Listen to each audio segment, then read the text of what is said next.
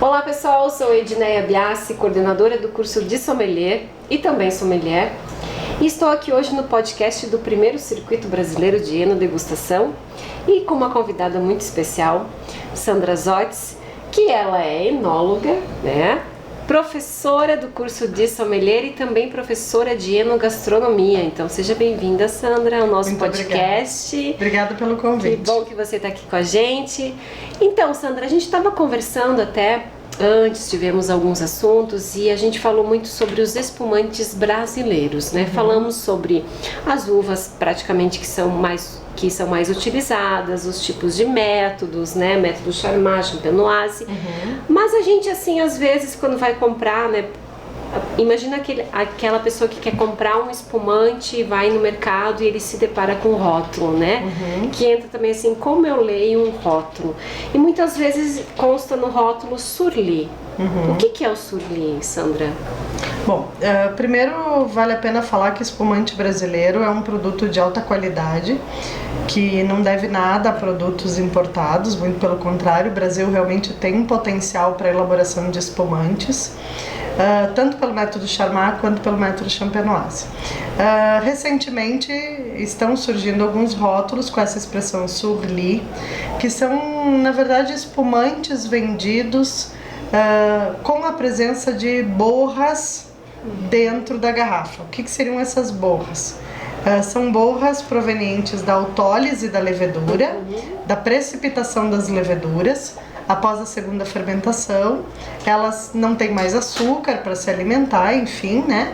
E elas acabam precipitando nessa garrafa.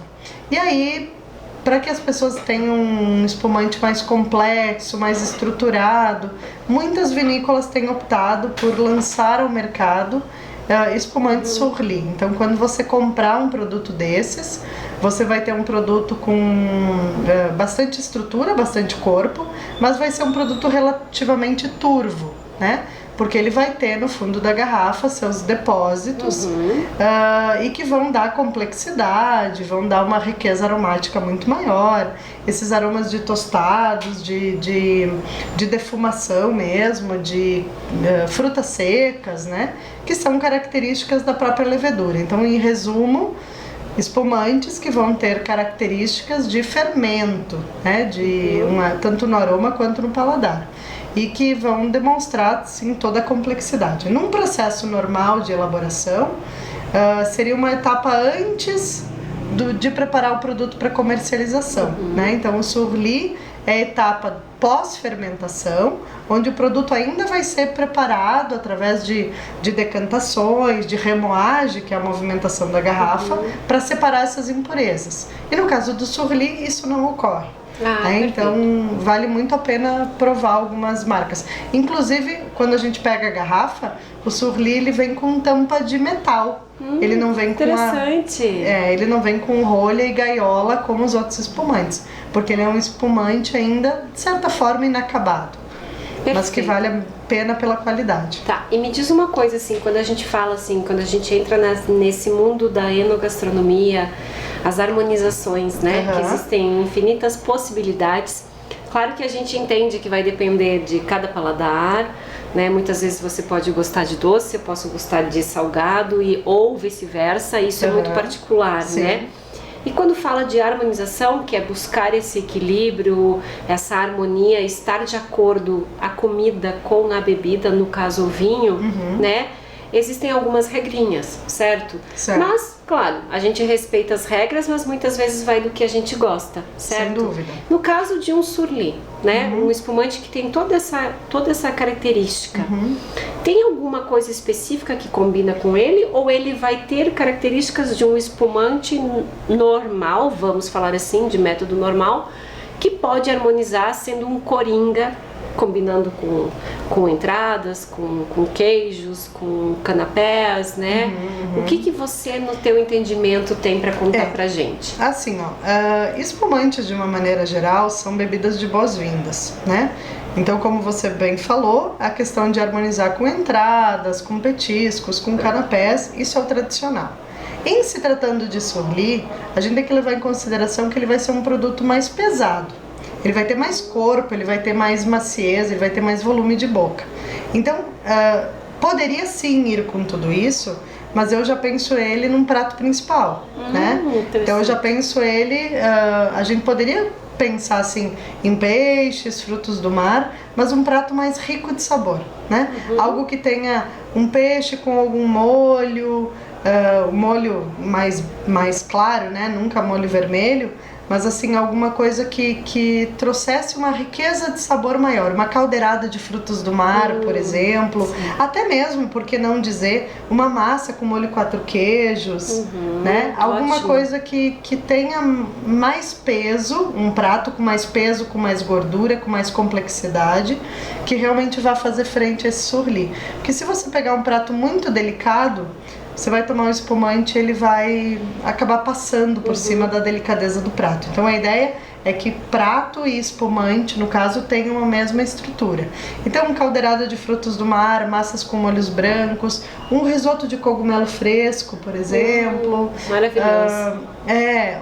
Um peixe, um frango com molho, né, mais delicado, que nem eu falei. Que mais? Uma ostra gratinada.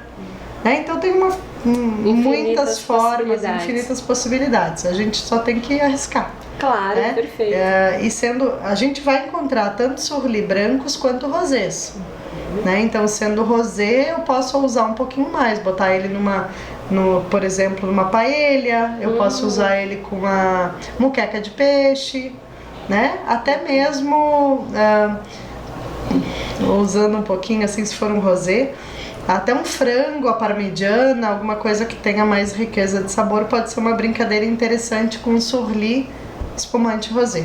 Perfeito. E Sandra, conta pra gente o que você tá degustando de tinto, assim. A gente entende que o Brasil, ele tem cultivo, né, de uvas brancas, de uvas tintas. Existem algumas uvas que são as mais queridinhas, né, que melhor se adaptaram, certo?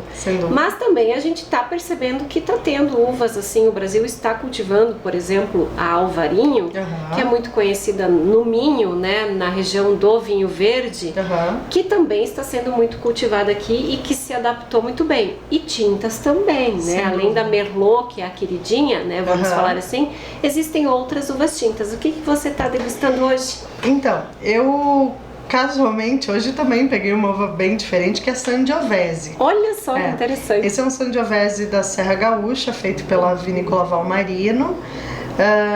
E assim, é legal ver... Claro que as uvas francesas reinam, né? Quando a gente fala de Merlot, de Cabernet Sauvignon, falando das brancas, Chardonnay, Sauvignon Blanc. Agora, é muito interessante ver a ampliação de uvas no geral, né? Então, a Sangiovese é uma uva típica italiana da região da Toscana, responsável por vinhos como Chianti, né, como Brunello de Montalcino, Rosso de Montalcino. E na Serra Gaúcha ela teve uma boa adaptação também. Então é legal assim, uvas diferentes, Sangiovese italiana, Teroldego italiana, né, que também a gente tem oportunidade de encontrar. Uvas de outras origens, uvas portuguesas como a Touriga Nacional. Então assim, Tempranillo. Então é muito legal ver essa busca por novas variedades que possam sim ser adaptadas ao nosso solo, ao nosso clima e entregar um vinho de qualidade, né? Então esse é um Valmarino Sangiovese, um vinho que está bem jovem ainda, né? Mas que tem muito para evoluir, e uma vinícola de alta qualidade, pequena, né? Mas que foca muito na elaboração de espumantes e vinhos tintos lá na região de Pinto Bandeira. Nossa, que interessante. Uma das grandes áreas de plantio hoje na Serra Gaúcha. Perfeito, muito bem. Então, Sandra, nós agradecemos a sua presença aqui no nosso podcast, muito obrigada, né? Com muito conhecimento sempre. Sempre a gente fala assim que a gente gosta de conversar com as pessoas que têm um embasamento teórico, que tragam mais conhecimento. E você é uma delas, né? Além de ser a nossa professora e obrigada, maravilhosa e amada por todos. Te agradeço pela presença aqui hoje. Um brinde, gente. Um brinde especial, saúde. Obrigada. E vamos continuar degustando vinho, harmonizando, porque esse é um dos prazeres da vida. Exatamente. Obrigada pelo convite. Obrigada, Sandra. Obrigada.